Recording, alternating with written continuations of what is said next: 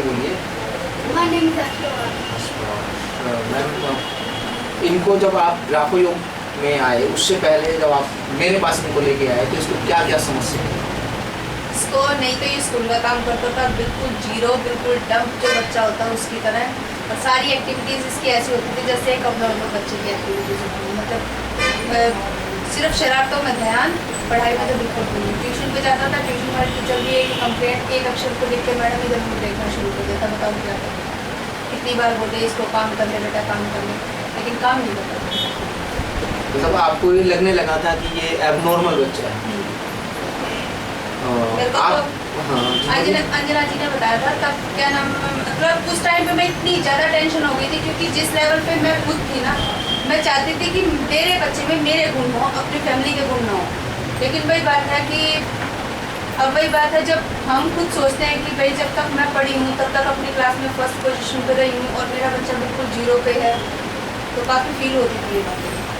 तो इसको साइकेट्रिस्ट के पास ले जाने के लिए तैयार हो गई। अच्छा, आप ये सोचते हैं?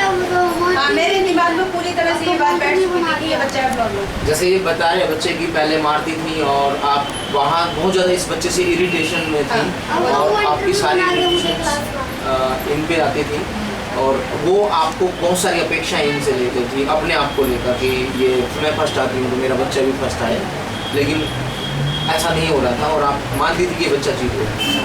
मैं ये मानना शुरू हो गई थी कि ये बच्चा एबनॉर्मल है। लेकिन जब ग्राफो योग शुरू किया आपने तो आपको विश्वास था कि ग्राफो योग से लिखने से बच्चा ठीक होगा? मतलब अब एक चीज़ को मान के चलते हैं, जब तक हम किसी भी चीज़ को अपनाएंगे नहीं तब तक हमें उसके बारे में पता नहीं चलेगा। मेरी ऐसी हालत है कि मैं हर चीज़ को मतलब पहले आजमा के देखती हूँ। ठीक है, इस चीज़ को मानती हूँ कि मेरे को यकीन, ये भी नहीं कह सकती कि पूरा यकीन नहीं था, हाँ 50% था, क्योंकि एक चीज़ सोच के चलती हूँ कि ये नहीं पता चलता किसकी दवाई कहाँ असर करती है, तब मैं लेके आई थी। लेकिन जब आपने शुरू किया और पहले कुछ दिन, करीब एक हफ्ते के दौरान आपने क्या इसमें बदलाव देखा बच्चे में, क्या नोटिस किया?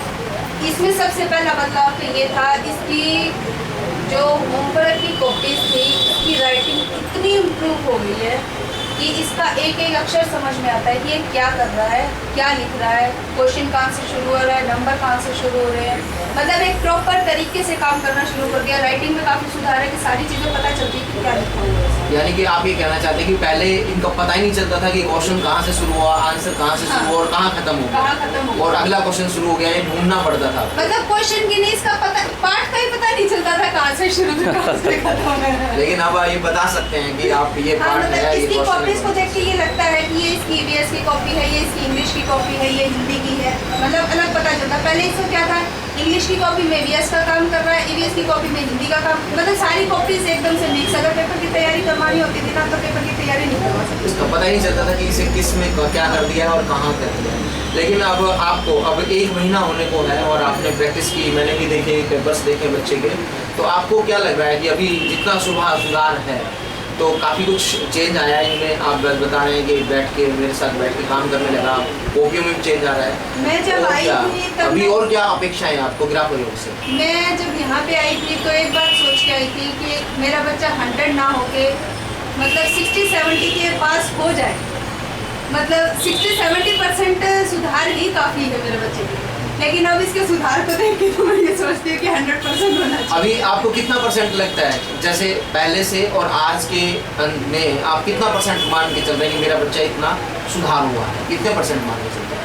इसमें 60% के करीब सुधार, यानी कि आपने जो हाइपोथेसिस अपेक्षाएं ली थी, मतलब जैसे मैंने अपेक्षाएं की थी, आप खड़े हैं। मतलब कोई भी माँ वो सबसे पहले ये चाहती है कि उसका बच्चा उसकी बात को माने।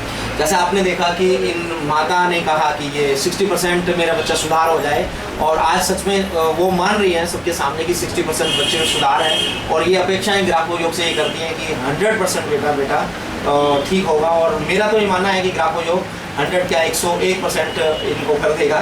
और इसी के साथ बहुत बहुत धन्यवाद। Thank you sir.